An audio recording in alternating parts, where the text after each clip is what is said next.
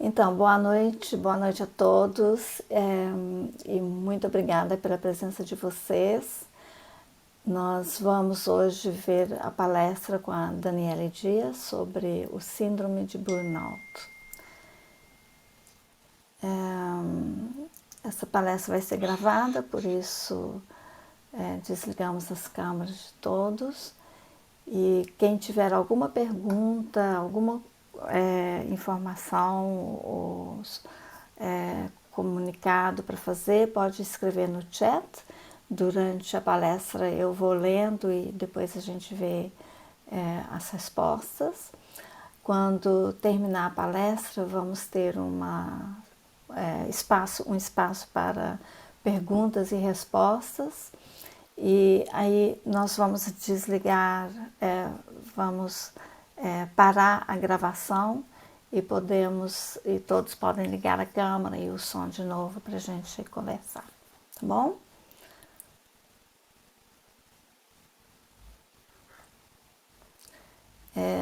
Esse evento é uma realização do Conselho de Cidadania dos Países Baixos. O Conselho de Cidadania é membro do CRBE, que é o Conselho de Representantes Brasileiros no Exterior, e é representado por vários países no mundo todo. Todos os colaboradores dos conselhos de cidadania em todo o mundo são brasileiros e são voluntários. O Conselho de Cidadania tem uma estrutura mais ou menos fixa a partir do CRBE, que são 10 mesas temáticas, e essas mesas cada uma tem o seu, trata de um assunto específico que descobrimos que são importantes para o brasileiro que mora no exterior. Aqui estão representados 9 mesas, mas a 10ª é a mesa da comunicação, que é uma mesa também, talvez a mais importante de todas, porque cuida da comunicação de tudo isso para a comunidade brasileira, né? E esse evento de hoje é uma realização específica da Mesa do Bem-Estar e Saúde.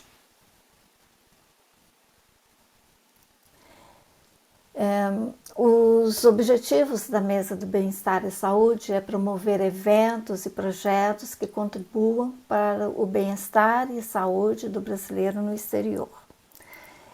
São eventos informativos que também contribuam com a sua integração, porque acreditamos que se integrar no país onde a gente vive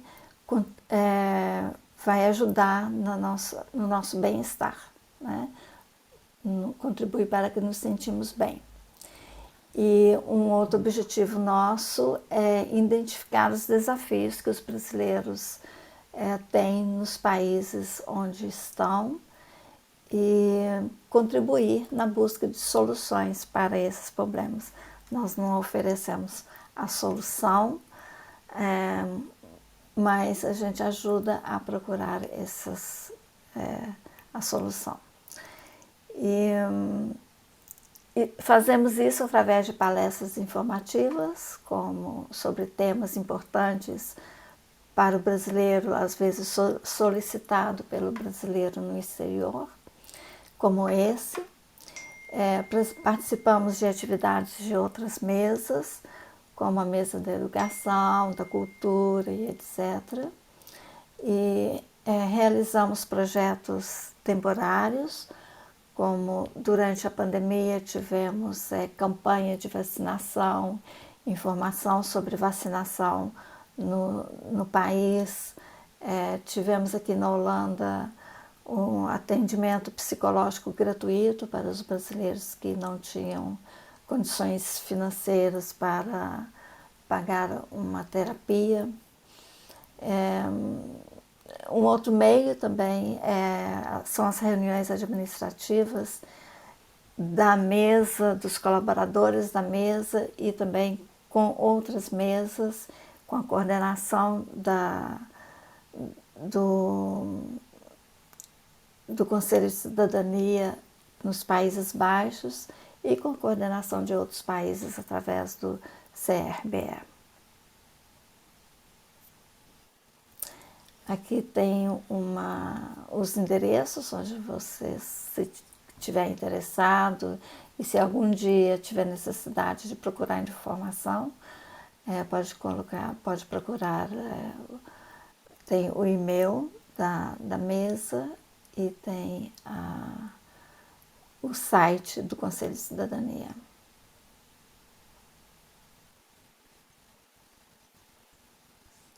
E hoje a gente vai ver sobre o burnout. Eu gostaria de apresentar para vocês a Daniele Dias. Daniele é psicóloga há muitos anos, é formada no Brasil, mora na Holanda já há algum tempo, trabalha aqui, tem o seu consultório aqui na Holanda, muito dedicada. Ela participou como voluntária no nosso projeto de atendimento psicológico gratuito e é colaboradora da Mesa do Bem-Estar e Saúde. E Daniela, tem muita experiência também de trabalhar para empresas, né, com gestão de empresas e o lado de recursos humanos. Bom, agora é comigo? Agora com você, Daniele. Por favor. Tá. Bom, como a Dalva já me apresentou aí, né? Então, moro aqui na Holanda, atuo como psicóloga, mas já venho aí de uma experiência de mais de 10 anos trabalhando na área de recursos humanos. Então, o tema que eu vou trazer hoje é um tema que eu presenciei muito, né? E também vivenciei, né? Esse burnout. Então, achei interessante falar um pouquinho sobre isso. Atuo numa ONG para indocumentados em Amsterdã e também, como a Dalva falou, consultorias para a empresa. Eu vou só voltar aqui um pouquinho na agenda, né, para falar, mas hoje nós vamos falar, basicamente, um pouco tempo para falar de um assunto tão complexo, e claro que pode surgir muitas dúvidas, mas trazer principalmente o que é a síndrome do burnout, essa nova adequação agora com o CID, como ela se desenvolve, as causas, os sintomas, como lidar e também prevenir para que não se chegue ao momento de exaustão do burnout. Eu trouxe aqui algumas notícias, né, que a gente acabou visualizando aí no início de 2022, mas é um tema que já vem há muito tempo falado, mas a partir do momento em que saiu a notícia que ele estaria inserido no novo Código Internacional de Doenças, surgiram muito mais casos diagnosticados com burnout, né? E aí eu vou falar um pouquinho sobre isso também. Mas a definição principal, né? Ela foi iniciada desde 1980 pelo psicólogo Herbert Freudenberg, um alemão, e que vivenciou também, né, essas fases do esgotamento, porque ele iniciou sua carreira trabalhando em clínicas voluntárias para atender uma demanda de dependentes químicos, alcoólicos, e ele então trabalhava mais de 10 horas por dia, e aí ele começou a perceber sintomas de esgotamento emocional. Então ele definiu, né, esse nome burnout, porque era um nome muito utilizado nessa gíria, né, de rua, que era, o burnout significa, né, no termo inglês, queimar, né, ou queimar até o fim. Então, era um estado de exaustão mental e física causado pela vida profissional. Então, ele denominou essa exaustão como o burnout, né? Se você procurar hoje a tradução do termo em inglês, ele vai aparecer como esgotamento. Bom, e aí a OMS, né, a Organização Mundial de Saúde, desde 2019, que já inseriu no código, né, na classificação internacional de doenças, mas somente em 1º de janeiro de 2022 desse ano é que ela então conseguiu colocar em vigor, né? Qual é a definição da OMS? Que o burnout é uma síndrome conceituada como resultante do estresse crônico no local de trabalho que não foi gerenciado com sucesso. E refere-se especificamente a fenômenos no contexto ocupacional e não deve ser aplicado para descrever experiências em outras áreas da vida. É claro que hoje a gente escuta esse termo em todas as outras áreas. Às vezes as pessoas falam, eu estou em burnout, e não necessariamente é num ambiente, né, considerado aquele ambiente tradicional de trabalho. Para que seja caracterizado, né, o burnout dentro dessa classificação, ela tem que ser, pelo menos, passado por essas 3 dimensões, que é de exaustão e esgotamento, que é aquele cansaço extremo e constante, né, não é como um estresse normal, que ele pode ser só pontual, ou, né, em um momento, uma situação, mas ele é constantemente. O distanciamento mental relacionado ao trabalho, ou seja, quando se fala de trabalho, essa pessoa já quer ficar muito longe, né? Ela já perde o sentido dela de trabalhar, não tem mais interesse. E tem uma redução também, né, na realização das suas tarefas, né, considerada como queda de produtividade. Então, isso é muito visto nas empresas quando o colaborador ele começa a faltar, por exemplo, né, que é o absenteísmo, é o distanciamento que ele quer do trabalho, ou que ele não entrega as tarefas, as atividades no prazo, e isso, então, ele já pode identificar que está acontecendo alguma coisa, e por isso é importante buscar um profissional para ser avaliado. Algumas estatísticas, né, a gente vai falar muito sobre outras síndromes, outras questões psicológicas, emocionais, assim como ansiedade, depressão,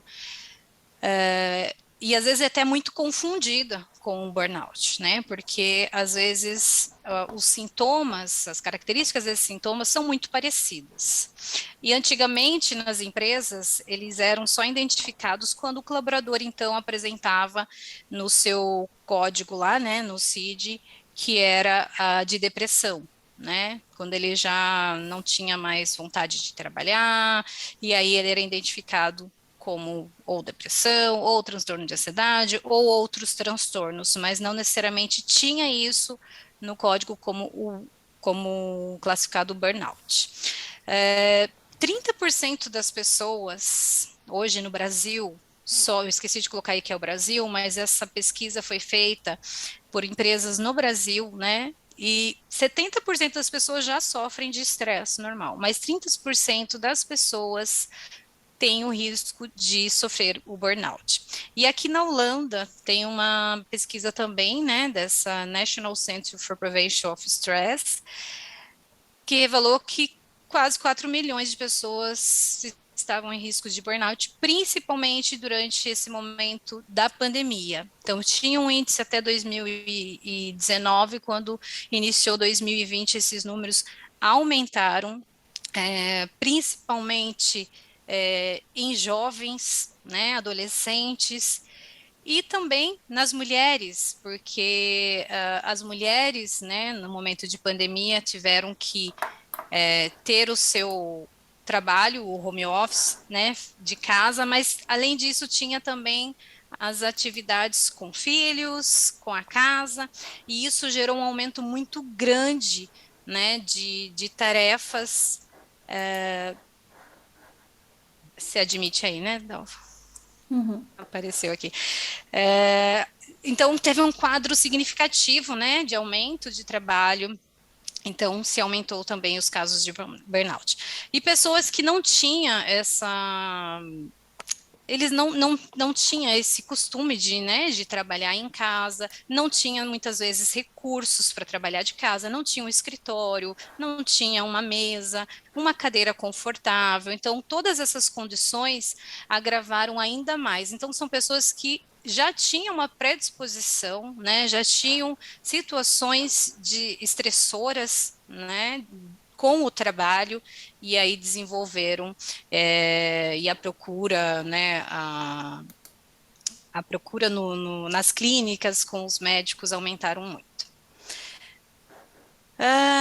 Há uma grande diferença, não é uma grande, mas né, existe uma diferença entre estresse e burnout, porque o burnout ele é um estresse crônico, então ele já é a última fase do estresse, mas é importante pensar que o estresse é a nossa vida, né? Enquanto a gente estiver vivendo, a gente vai ter um estresse. Então, seja por uma, né, o estresse é uma adaptação a novas condições do ambiente, sejam elas boas ou ruins, é uma resposta do organismo a um estímulo externo. Então, quando nós temos um estímulo externo, isso pode provocar uma reação biológica, né, fisiológica, e faz com que nós sentimos esse estresse, né? Pode ser porque eu vou viajar, então é uma coisa boa, é positiva, mas eu fico estressada porque eu tenho que fazer minhas malas, eu tenho que, né, organizar todo o trajeto, enfim.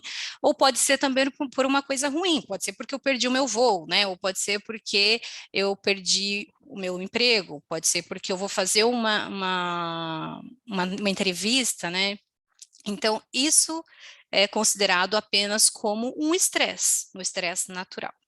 Já o burnout, ele é o esgotamento frente a um distúrbio psíquico causado por essa exaustão, né, do colaborador, também chamado do esgotamento profissional. Então, ele está muito caracterizado ao trabalho. Né? Existe o estresse em outras condições e existe o estresse do trabalho. Quando esse estresse no trabalho tem uma recorrência, se torna muito agudo, aí sim ele é considerado burnout. Eu trouxe aqui algumas diferenças entre estresse e burnout. No estresse, há um excesso de engajamento no trabalho, normalmente é quando a pessoa ela trabalha muito, ela se engaja demais. No burnout, ela perde um pouco de interesse, então ela tende a desengajar do trabalho. No estresse, né, ela tem uma hiperatividade, ela quer fazer muita coisa ao mesmo tempo, pensa muita coisa. Já no burnout, ela tem, né, uma diminuição. As emoções no estresse são mais reativas, do burnout são mais anestesiadas, então as pessoas elas tendem a reprimir mais esse sentimento. No estresse, há uma perda muito grande de energia, porque ela se envolve demais, então vai haver até um cansaço físico ali, mas no burnout ela perde a motivação de fazer o que ela estava fazendo.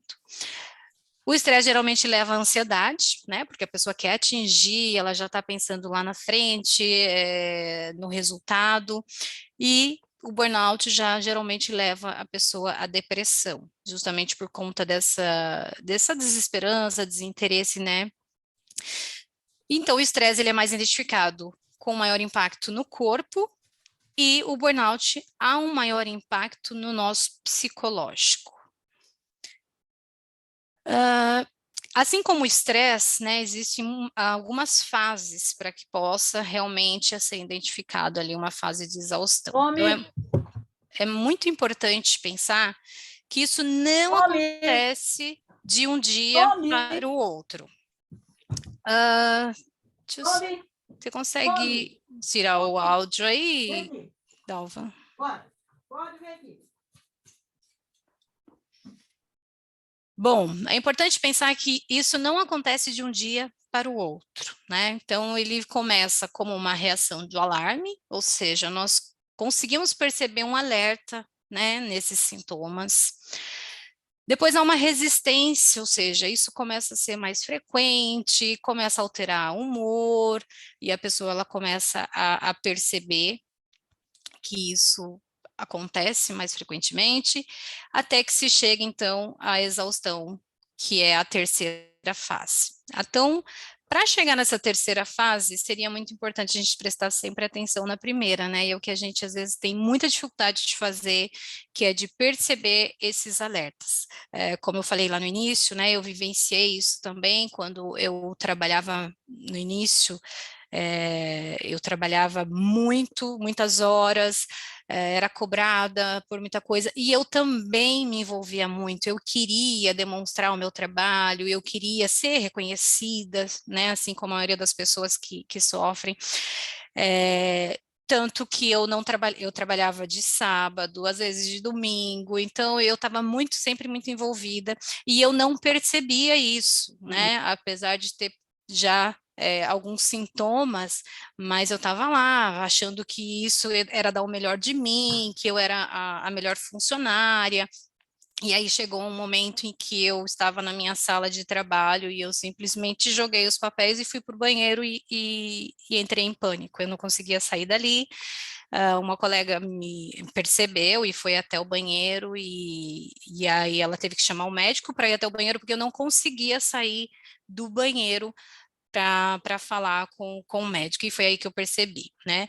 E nesse momento eu vivia também numa outra situação, eu estava vivendo um luto do meu pai, eu estava fazendo terapia, então eu estava muito confusa, né, com todos esses sentimentos e identificava tudo como se fossem sintomas do meu luto, né? E eu sempre comecei a levar sobre o meu trabalho, e aí foi na terapia que ela me ajudou, né, inclusive a me treinar a aprender a falar não, né, porque às vezes a gente tem essa dificuldade e é muito importante aprender a falar não, enfim, então foi um processo em que eu só percebi, né, depois que realmente passou, eu já estava em tratamento terapêutico, então foi mais fácil de lidar com isso.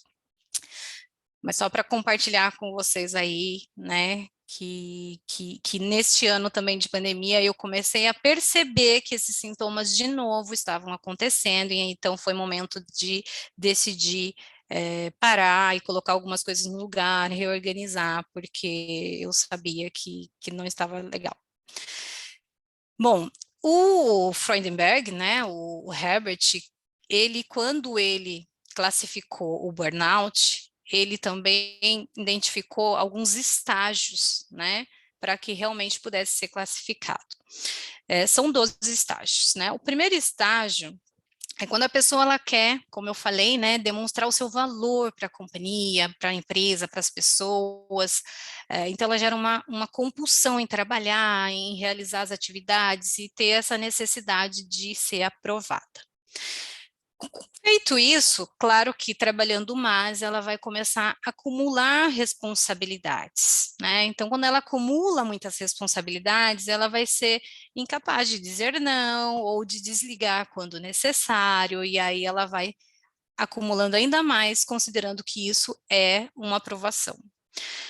Depois desse estágio, como que ela vai lidar com as questões pessoais, né? Como é que vai ter vida social? E aí é que começa, então, a negligenciar esses eventos, né? Tudo começa a se tornar um sacrifício. Se tem aniversário de alguém, ai, mas eu não vou poder porque eu tenho que entregar um relatório, porque eu tenho que terminar aquela tarefa e etc. Começa a negligenciar essas necessidades que são pessoais. Com isso, ela começa então a reprimir os conflitos, né? Quando eu falei que no burnout a gente oculta mais, porque ela começa a não querer ser identificada, né? Então ela fala, não, tá tudo bem, eu dou conta, e começa a fugir dos problemas e dos sintomas que ela está sentindo. Ah, é só um cansaço, né? Eu vou dormir e amanhã eu continuo e vai estar tudo bem.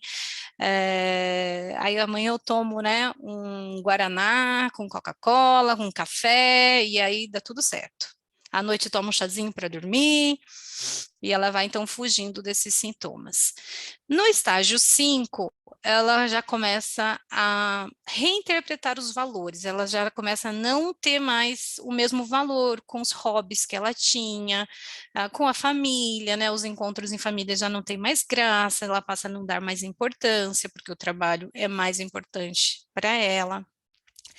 No estágio 6, ela já começa a negar todos esses problemas e se tornando intolerante, né? Muitas vezes fazendo até piadas com os colegas, você não consegue entregar mais que eu, ela começa a se sentir um pouco mais do que as pessoas, porque ela está trabalhando mais, né, ou se dedicando mais, fica irritada quando alguém não faz, não cumpre alguma tarefa, isso entre os colegas de trabalho, né, fica mais agressiva com o outro, inclusive quando a pessoa pode até vir a notificá-la, olha, eu estou percebendo que você está assim, a pessoa começa a negar.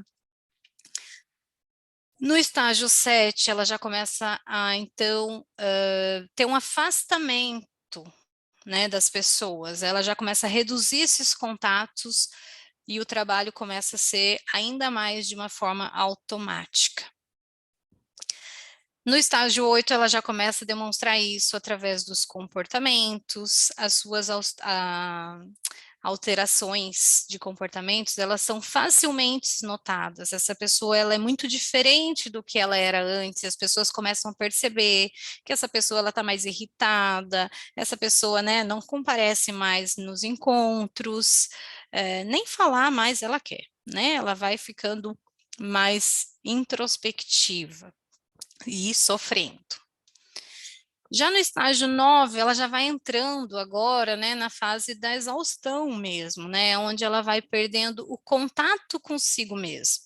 Ou seja, além de não ter o sentido do trabalho, ela começa a não enxergar o seu próprio valor, e aí é onde ela começa a sentir que tudo que ela faz não está sendo reconhecida, e aí ela começa a achar que é com ela, a autoestima fica lá embaixo, se perde, né? Perde realmente o sentido de viver, de estar ali. No estágio 10 já tem o vazio interno, né? E aí os comportamentos começam a ser mais compulsivos, pessoas que, por exemplo, desenvolvem compulsão alimentar, ou então por drogas, álcool, até mesmo café, os jogos, né? Então a pessoa ela acaba encontrando nesses vícios, né, a falta que há nesse vazio, que é o prazer que ela encontra. Então é o único momento que ela sente que ela está, né, tendo um momento para ela, mas que na verdade já é um comportamento ali compulsivo, né, emocional, a partir de toda esses outros estágios atrás. No estágio 11, né, e aí já começam a surgir os sintomas de depressão, né, que realmente é quando a vida perde o sentido, né, não é mais o trabalho, não é mais ela, mas é sim a vida, ou seja, nada mais começa a ter graça, e ela se sente realmente exausta. Né? A pessoa, quando ela está no estágio avançado do burnout, que é esse momento, né, de exaustão, ela às vezes não consegue nem se levantar da cama, né? Como eu dei o exemplo que eu não conseguia sair do banheiro, isso foi uma situação, mas a pessoa ela já começa a não conseguir levantar da cama mesmo, nem abrir a porta se alguém tocar a campainha. Então ela já vai perdendo todo esse sentido, sentindo-se muito cansada, muito exausta, e por isso muito, né, identificado como depressão, e as pessoas entendem que é uma depressão e às vezes é só um burnout porque é relacionado ao trabalho, né? Então a diferença é que a depressão ela é uma doença patológica, mas que não necessariamente ela vem do trabalho, e o burnout sim é caracterizada a partir do excesso, né, e dessa exaustão do trabalho. E aí o estágio 12, né, já é o esgotamento total, os pensamentos suicidas, né, há um colapso mental e físico muito grande, ela já não vai mais nem trabalhar, ela não tem condições.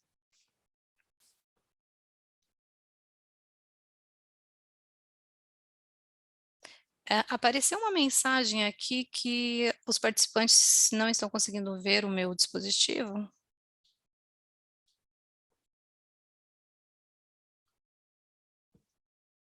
Tá aparecendo, Adolfo? Eu tô vendo tudo, eu Então não tá. vi nada não. Não vi Tá. essa mensagem não. Então tá, então eu vou continuar.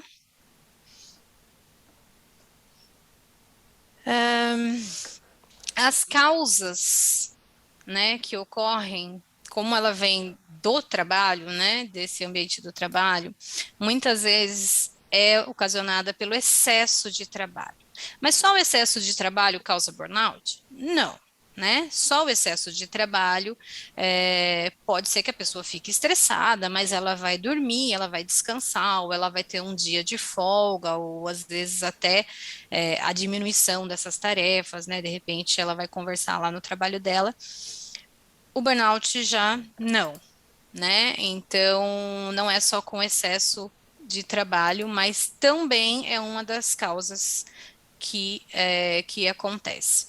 E como eu falei, né, às vezes esse excesso do trabalho, ele ocorre porque a pessoa mesmo que se envolve demais, e isso às vezes está até alinhado com as crenças dela, né? Pessoas que, por exemplo, como eu disse, ter dificuldade de falar não, ou achar que o trabalho é muito importante, se ela não fizer, ela pode ser demitida, pode ser por uma insegurança.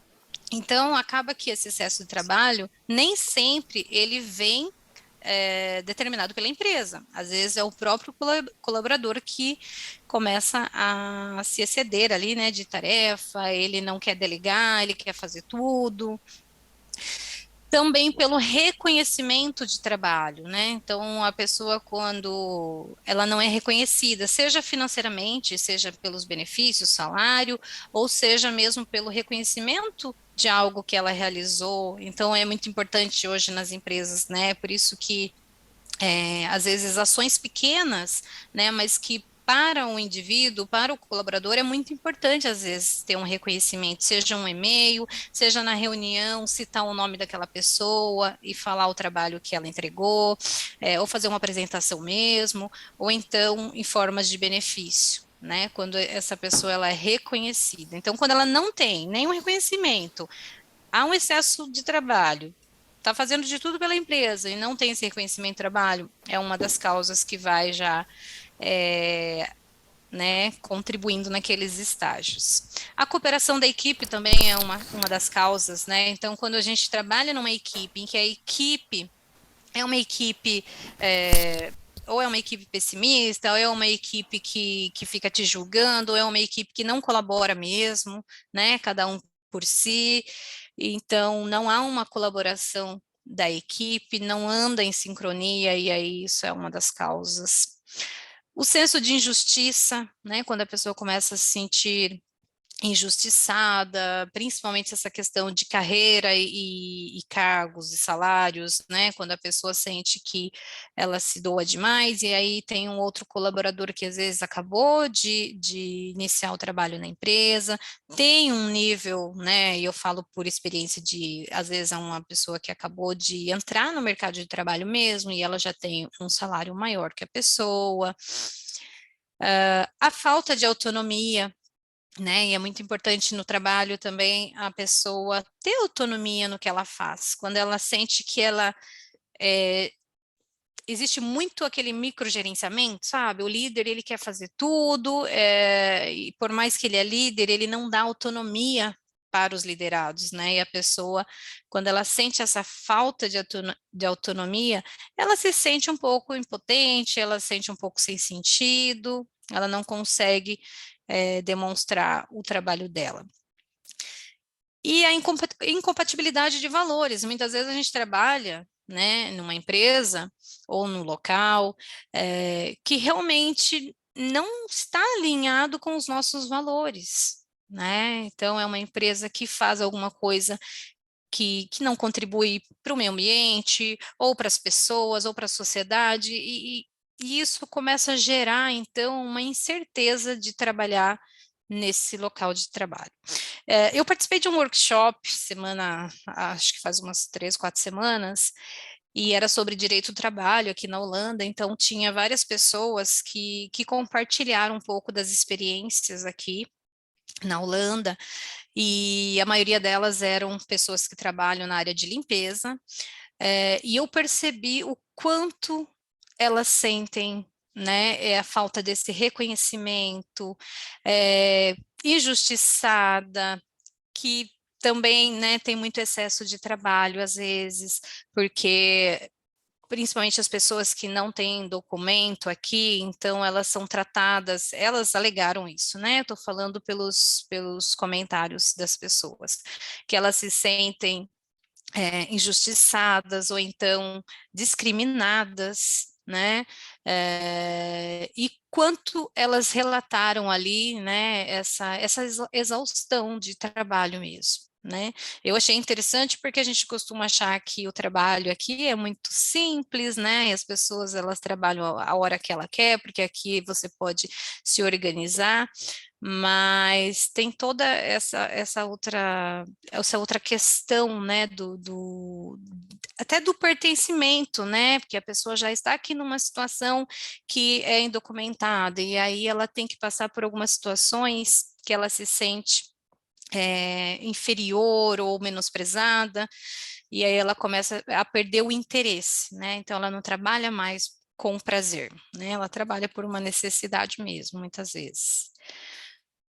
E alguns perfis também, né, que causa essa síndrome do burnout, são pessoas que são extremamente perfeccionistas e competitivas, né, e aí isso é um perfil da pessoa, porque ela quer sempre fazer o melhor jeito, né, da melhor forma, então ela acaba excedendo um pouco ali e gerando esse acúmulo de atividades ou de cobrança de si mesmo, né?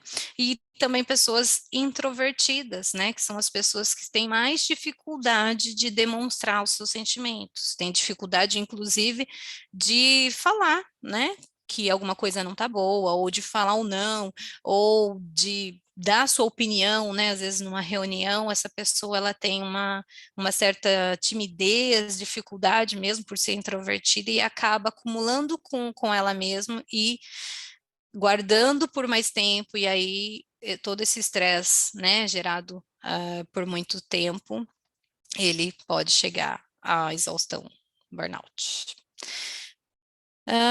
Os sintomas do burnout, né, eles acontecem nas áreas cognitivas, é onde há a perda da concentração, perda da memória, e às vezes a perda da concentração é até em coisas simples que ela faz, né? Não é, por exemplo, um livro,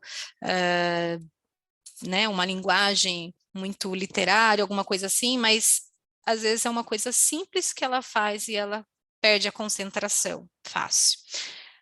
Perda de memória, há um pessimismo, uma negatividade de achar que as coisas não vão dar certo, tem um sentimento contínuo de fracasso, né, acha que ela está sempre fazendo tudo errado, que ela não consegue, né, alcançar os resultados, insegurança em concluir os projetos, perda de significado e esperança, a baixa autoestima, que eu falei, e as alterações constantes de humor, né, que começam a acontecer, de irritabilidade, agressividade.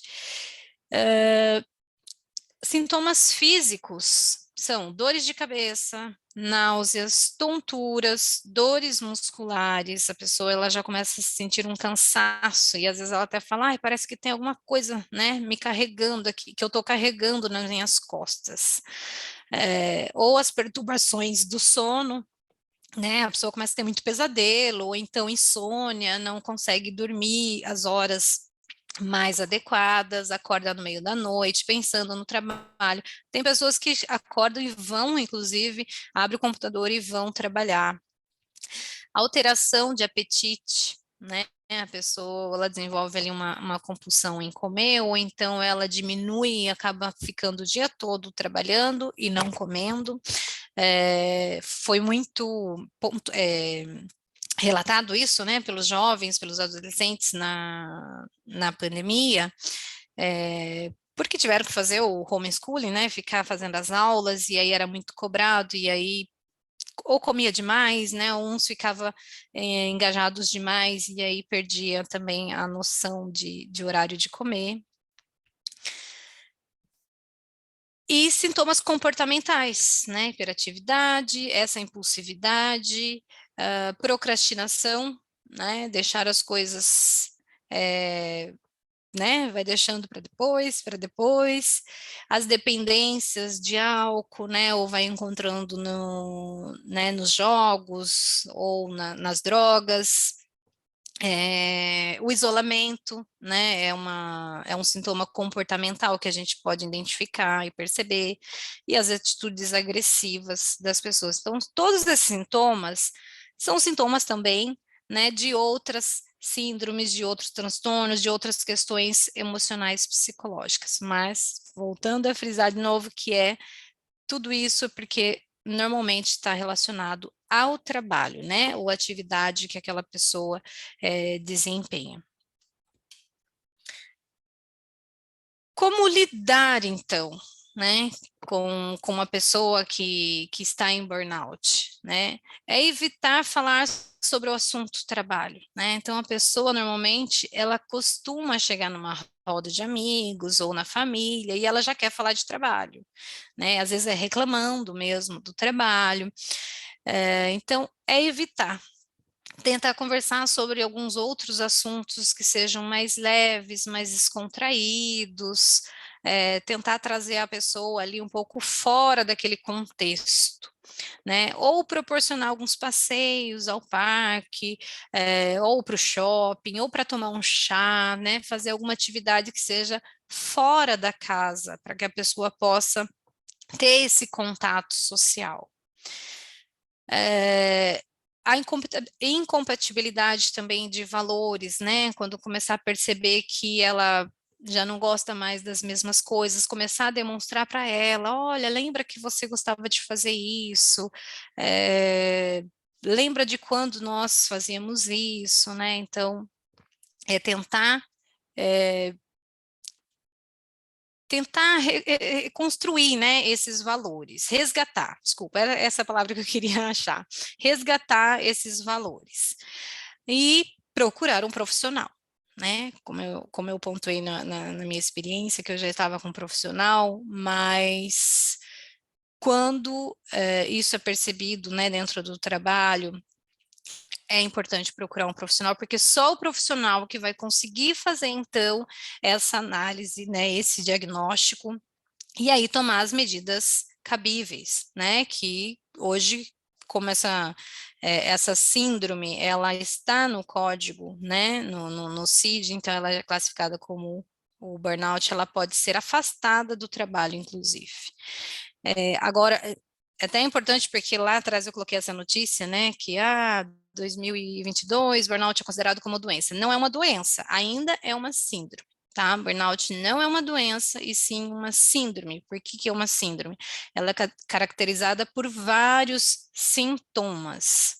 E tem agora, né, como a pessoa ser afastada. Então, quando a pessoa ela apresenta todos esses sintomas, né, vem de um tempo já recorrente, mais de, sei lá, 2 meses, 6 meses, e aí quem vai poder avaliar é o médico da empresa, né, ou um psicólogo, e aí sim, esse colaborador, ele precisa ser afastado, né, ele necessita que ele seja afastado do trabalho para que ele possa, então, se recuperar e fazer esse tratamento, e muitas vezes, quando ela já está no estágio final, né, que é mais aquele estágio de depressão, muitas vezes ela precisa de tomar um medicamento, então é importante que ela também faça esse acompanhamento com um psiquiatra para que ela vai precisar, na verdade, de tomar algum medicamento para ela conseguir voltar a, a viver ali uma vida normal que ela vivia antes.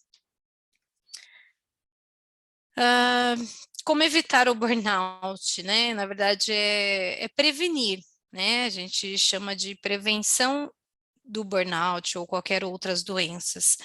E qualquer doença emocional, né, mental, a gente sabe que é muito importante ter, né, ter algumas ações que pode ser simples, né, mas que a gente acaba no dia a dia, e principalmente quando está envolvida, né, nessa questão do trabalho, acaba se esquecendo de olhar para si, né, para sua vida pessoal. Prática de exercício físico, né? Ela é muito importante, tanto para o estresse, tanto para outras doenças, e principalmente para que o nosso corpo possa se regular, né? Então, o estresse, por exemplo, um atleta, ele sente estresse também, porque ele vai ter uma competição, né? Mas ele consegue, através dos exercícios, recuperar ali, liberar a endorfina no corpo dele. Então, o exercício ele é muito importante para a nossa função fisiológica, né? Não precisa ir para academia, mas você pode dar uma caminhada, você pode correr, você pode fazer algum outro exercício, né? Algum movimento físico que não precisa necessariamente ser dentro de uma academia ou com aparelhos. alimentação e sono adequado.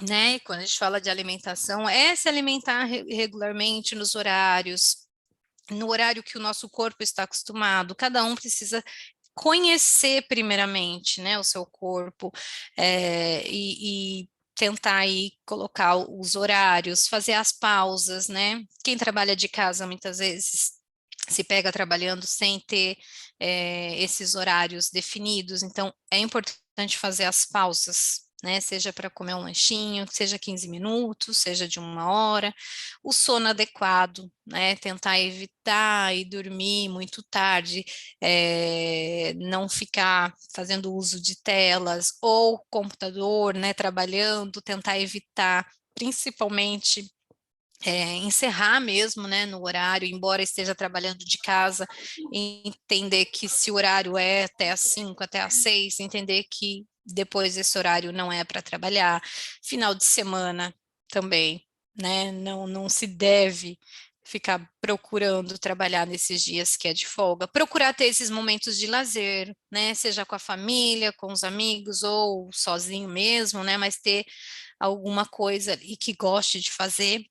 As férias é muito importante, isso a gente vê muito no Brasil, né, que as pessoas, ah, e às vezes a cultura da empresa, inclusive, né, é de que férias é só depois de 2 anos de trabalho, né, eu acho que isso é humanamente impossível imaginar que uma pessoa vai trabalhar 2 anos sem ter um descanso de férias. Então, as férias precisam ser consideradas nesses períodos, né, seja de 1 semana, seja de 15 dias, para que ela possa recuperar, então, e diminuir um pouco, né, essa intensidade do trabalho.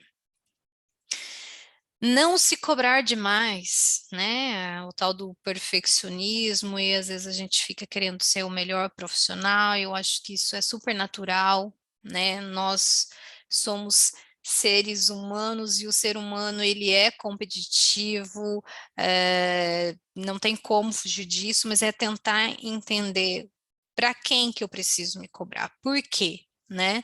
E sempre pensar que é para nós mesmos, né? Que a gente precisa se cobrar, e se é para nós mesmos, não precisa ser demais, né?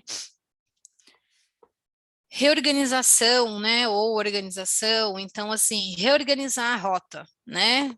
Tá alguma coisa errada. Olha, eu tô percebendo que eu não tô dormindo bem, alguma coisa não tá bem. Eu tô percebendo que eu não tô comendo bem, eu tô percebendo que eu tenho ficado cansada, eu tenho ficado irritada. Nós começamos a perceber que alguns sintomas eles começam a aparecer, né? Ou se é conosco, ou se é com alguém que nós né, convivemos, ou então da família, nós percebemos, olha, eu acho que é melhor você, né, organizar melhor aí a sua agenda, fazer essa gestão do tempo para que possa encaixar esses itens, né, no dia a dia, na rotina, e ter uma rotina realmente. E meditação e yoga, né, é sempre indicado porque a meditação e yoga são exercícios, né, com o corpo, mas também com a mente. Né? Então, muita gente acha que meditação tem que ficar como né, um Buda ali meditando embaixo da árvore ou numa montanha, não. Né? Meditação, às vezes, é você parar mesmo numa cadeira. Nós já fizemos algumas palestras aqui com algumas profissionais que, né, fizeram algumas atividades, inclusive de meditação, e nós fizemos ali, sentada na cadeira, somente tendo aquela atenção mesmo para o corpo, para a respiração, né? Então, esses exercícios são muito importantes para que a gente possa diminuir aí o estresse, né? Aliviar esse estresse e não chegar a vir o burnout. Acho que eu já estou no final, hein? Estou rápida aqui, Dalva. Eu peguei essa foto aí, né? Que tem muitas pessoas que compartilharam nas redes sociais e tem outras delas. E essa frase, né? Me pega muito, que é tá tudo bem não estar bem. Né? E eu entendo o sentido dessa frase, mas a gente precisa entender um pouco e se preocupar um pouco que não tá tudo bem não estar bem, né? Às vezes a gente romantiza o sofrimento, né? Achando que, tá tudo bem, não está bem. Um dia a gente está ali com o balãozinho murcho, outro dia a gente está com o balão inflado, né? Então isso acontece, a nossa vida ela é feita de altos e baixos muitas vezes. Mas é importante perceber, né? O que está me deixando para baixo? O que me deixar para baixo? é, o que acontece comigo, né? Como é que eu me sinto quando eu me sinto para baixo, né? Quando eu me sinto murcha. E tentar entender esses sentimentos, esses sintomas, perceber, né? É saber qual é a emoção que você está sentindo e tentar fazer alguma coisa por isso, né? A gente precisa olhar mais para nós mesmos, para dentro de nós e entender que a gente tem essa capacidade de mudar. Aprender a falar não, temos que aprender a falar sim para nós. Então, trabalhar demais não vai ser a melhor profissional fazendo isso, né? Se dedicando aí mais do que deveria, ou então não assumindo às vezes que, né, que tem uma dificuldade, tentando ser forte, né? Não, tá tudo bem, amanhã eu tô bem de novo, não. Às vezes a gente precisa entender que não está bem, a gente precisa de uma pausa, a gente precisa de um descanso. Eu me lembrei agora de bom, já vi várias vezes falando sobre isso, né? Mas é uma psicóloga que na palestra ela apresenta um copo d'água, né? E ela pergunta quantos vocês acham de ml que tem nesse copo, né? E as pessoas, na intenção de imaginar que ela ia falar algo sobre meio copo, copo cheio, enfim, e ela faz, né, uma outra reflexão, é que não importa quanto de água estou segurando nesse copo com a minha mão, né? Esse copo aqui, ele está pela metade, mas se ele estivesse cheio, eu ia conseguir segurar ele por alguns minutos, né? E talvez eu não me incomodasse. Mas se eu ficasse segurando esse copo por 2 horas, por 3 horas, por 12 horas, eu ia começar a me sentir incomodada. E se eu ficasse por semanas, então, o meu braço ia paralisar e aí eu ia ter algum problema, né? Então, isso, na verdade, é o estresse, né? Então, a gente tem que perceber quando o copo, ele já começou a incomodar e a gente precisa repousar ele na mesa. Ou seja, a gente precisa entender quando o nosso copo está enchendo e ter uma pausa, né? Procurar um momento em que a gente possa distrair, a gente possa sair um pouco desse contexto de ter que trabalhar. Eu entendo que a pandemia ela trouxe, né, uma cobrança maior, porque muitas pessoas, inclusive, perderam emprego. Muitas pessoas, na verdade, às vezes se identificaram que não queria aquele emprego e muitas pessoas pediram demissão nesse período, achando que trabalhar por conta, né, ou ser um empreendedor fosse mais fácil, mas não muda, né? Ou demissão para ir para uma outra empresa. Quando a pessoa está nesse estágio, ela só vai achar que vai zerar ali e vai começar numa empresa, vai começar de novo, mas se ela não estiver bem, né, ela vai começar a entrar nesses estágios novamente, e aí não importa o lugar que ela esteja. Então, acho que era esse o recado que eu queria deixar para vocês, né, porque entender o burnout é entender que a gente pode não chegar lá, né, a gente pode evitar a chegar lá. E que qualquer um de nós, como a Dalva citou no início, né, não importa a classe, a cor, o emprego que tem, como eu falei, né, as pessoas que relataram nesse workshop trabalhando na área de limpeza, ou os estudantes que estão estudando, ou pessoas que estão trabalhando de casa, ou nós, né, profissionais da área do cuidado, que são os maiores profissionais atingidos por burnout, são os policiais, os médicos, né, são pessoas que cuidam de outra, né, e até, né, me lembrei agora aqui de uma eu esqueci o nome agora, é Síndrome da Compaixão, né? Que muitos profissionais do cuidado desenvolveram também essa síndrome aí da compaixão, que é bem parecida com o burnout, né? E muitos médicos, né, nesse momento de pandemia, tiveram que meio que fechar os olhos, né? Como se eles estivessem sendo não tendo empatia mais com a dor do outro, porque eles tinham que fazer isso, né? Eles não conseguiam mais lidar com isso. Muitas pessoas às vezes reclamam, inclusive, né, de enfermeiros, médicos, porque eles não tratam bem. Muitas vezes essa pessoa está num esgotamento emocional, um esgotamento profissional, que ela não consegue olhar mais para você como outro, né? Enfim, acho que é por isso. Acabei no horário, Dalva? Eu acho que por hoje é só, eu acho que era esse recado que eu queria dar. E agora, né, talvez tenha perguntas, dúvidas. Sim, Daniele, tem algumas perguntas aqui. Eu Tá. gostaria de agradecer a você, especialmente. É, Você acaba de voltar de férias e já está aí trabalhando para gente gratuitamente. Muito obrigada pelo seu esforço, pela sua dedicação, foi ótimo. É, eu vou desligar para a gravação. Eu esqueci do vídeo. Ah, Não tem problema. deixa eu ver. Onde que eu paro?